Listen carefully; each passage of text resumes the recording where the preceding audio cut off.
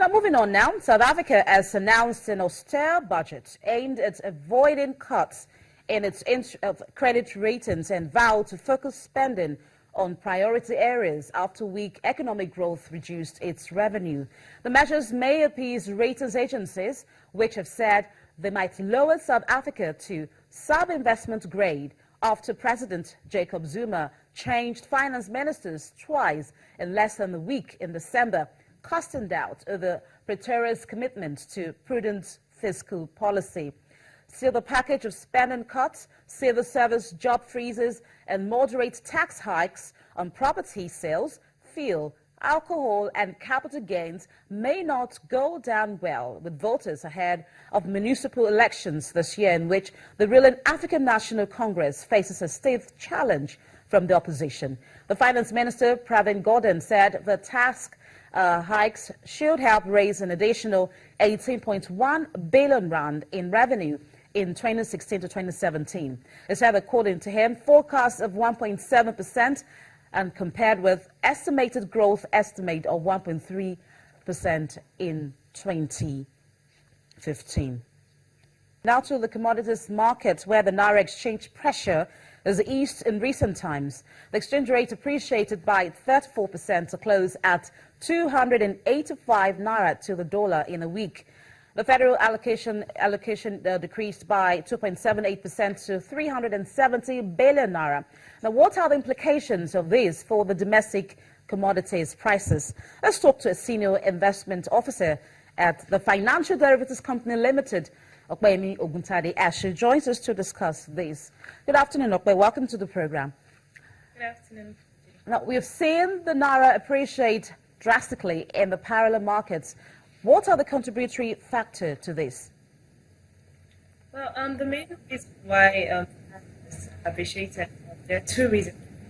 The first is the President Buhari in his position to not adjust the Naira, and this has prompted traders to, to change their positions held at the markets.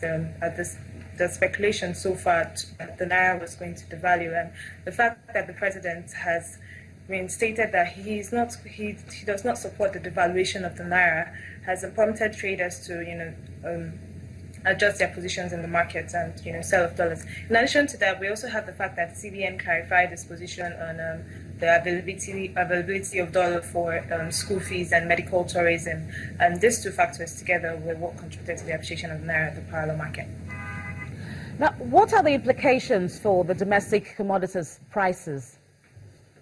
Well, the implications for the domestic commodity prices have, if tracking the prices actually started increasing at the beginning of February, and this was way before we had our downward spiral in the parallel markets, which was last week. So in the near term, domestic commodity prices are likely to remain the same in the near term. But going forward, there are two things that affect there are two factors that drive that link the domestic commodity prices to the FOREX, really. We have the availability of the dollar as well as the price of the dollar. Now, the price of the dollar has come down, but the availability of the dollar, we can't categorically say that dollar is now available for this for manufacturers to import what they need for commodities that have import content like flour. And in addition to that, we still have our restrictions in place, our forex restrictions in place by the CBN. So for the domestic commodities, it's likely that prices will still remain the way they are currently. But in the long term, if the Naira continues to appreciate further, then we should expect that we would have some sort of flatlining in the prices of domestic commodities in the long term. Now, will this appreciation in the Naira have any impact on the inflation rate? On inflation rates for the month of February, it's unlikely that the appreciation of Naira would have an impact because we're already technically at the end of February.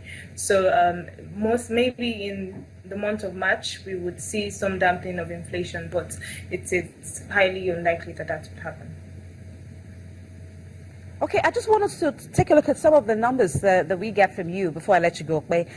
If we look at wheat futures, down 2.75% to $4, of course, that is priced in dollars. We're looking at, for corn, the prices is down as well, 2.08%. Cocoa futures up 0.35%. We're looking at sugar up 7.13%. Why are the numbers the way they are?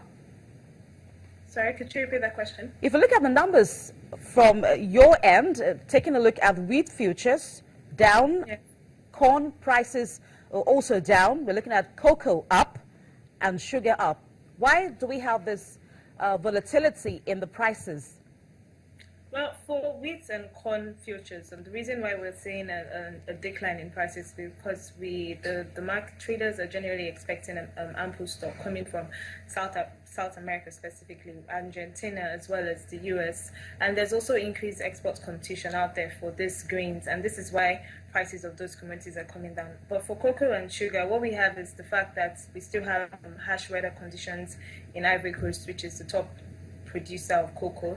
We have Harmattan winds there that are affecting cocoa production. And for sugar, the International Sugar Organization came out to say that they expect that would have a shortfall in sugar production for 2015-2016 season by they expect a shortfall of about 5 million tons, and this is what contributed to the upsurge we're seeing in sugar futures. All right, thank you so much, Okpe, for your insights. Okpe Oguntade is a senior investment officer with the Financial Derivatives Company Limited. Now, moving on now, a spokesman for Iraq's oil ministry, Assem Jihad, says the oil production freeze deal reached by the world's main oil producers in Doha is a tentative measure insufficient to save the global oil markets from recession. In order to save the global oil markets, Russia, Saudi Arabia, Venezuela, and Qatar agreed at a meeting in Doha on February the 16th to freeze the oil output at the level of January 11, urging more main oil producers to participate in the agreement. Iraq's oil ministry later voiced its support for the agreement.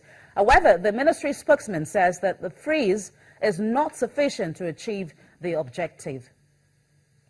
نجد أنه تجميد الأسعار قد يكون غير كافي. I think the production freeze agreement is not enough to raise the international oil price, so the OPEC members and non-OPEC oil exporters should pay more attention to the current trend in the oil market. If the agreement fails to raise oil price, then these oil producers must find other solutions, including certain scale of reduction of output. The oil export in January was 3.9 million barrels. This quantity is good for Iraq. So even if the production freeze agreement has been approved, I think it will be a tentative implementation. OPEC and non-OPEC oil producers aim to revitalize the international oil market by this tentative measure, rather than freeze the production for 1 year, 2 years, 3 years, or even longer. So even if output has to be reduced, it will be tentative too. On that note, we've come to the end of Business Incorporated. Thank you so much for being a part of the program. We hope to see you again, same time tomorrow. I'm Bolaji Akinwale. Bye-bye.